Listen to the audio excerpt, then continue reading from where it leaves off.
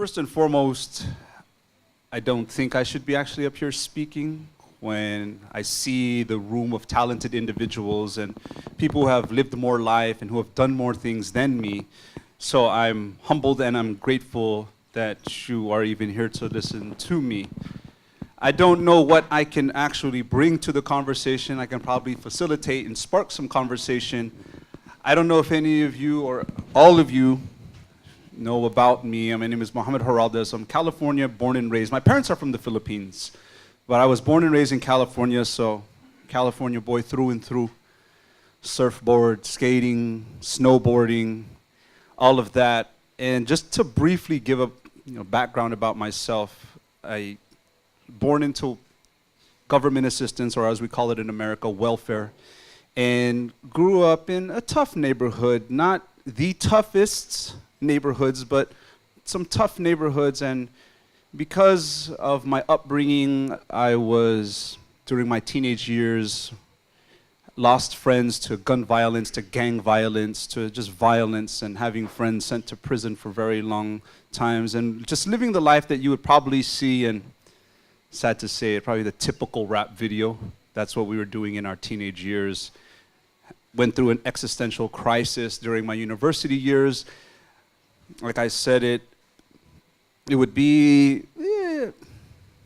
you open up the boot or the trunk of my car, you would see a stack of books. I was an A student, but then next to it would be some extracurricular activities on the other side. And depending on the day, depending on who I was dealing with, I would have to reach for different piles.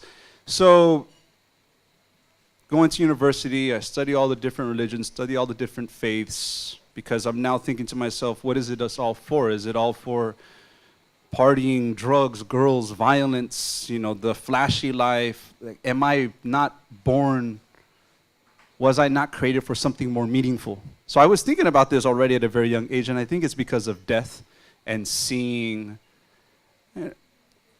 these catastrophic events happening to friends, families, and making me think about where is this all going. So I convert, and I went overseas because I was very extreme. My personality is very extreme, where I was extremely ignorant in a colorful past, and then I went the other way and now found myself in the Saharan desert for 2 years with nomads. So I was there in Africa, I was there in the Middle East to study Arabic, to study Islamic law. So I speak Arabic and studied Islamic law. Came back home. One thing that never left me was this appetite for money and making a lot of it. So they said, you can wipe away the stripes of a tiger, but it's still a tiger.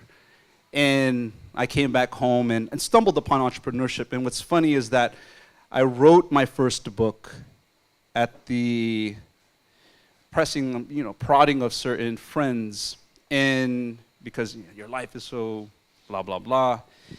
And it was printed in Turkey by a British publisher and sent to Kuala Lumpur, where I first saw it 30 minutes before I took the stage. So in there, it's a memoir for my halfway point in life. And hopefully I'll be able to write another memoir. I vlog all over the world. I speak at numerous events. I'm in the industries of fashion, technology, finance, food, and I'm just passionately curious. I like to listen more than I speak because we've been given 2 ears and 1 mouth for a reason. And if you're the smartest person in the room, you're in the wrong room. So I feel good to be in this room. Just sitting next to Jack right here makes me realize that, I think I'm in a good room.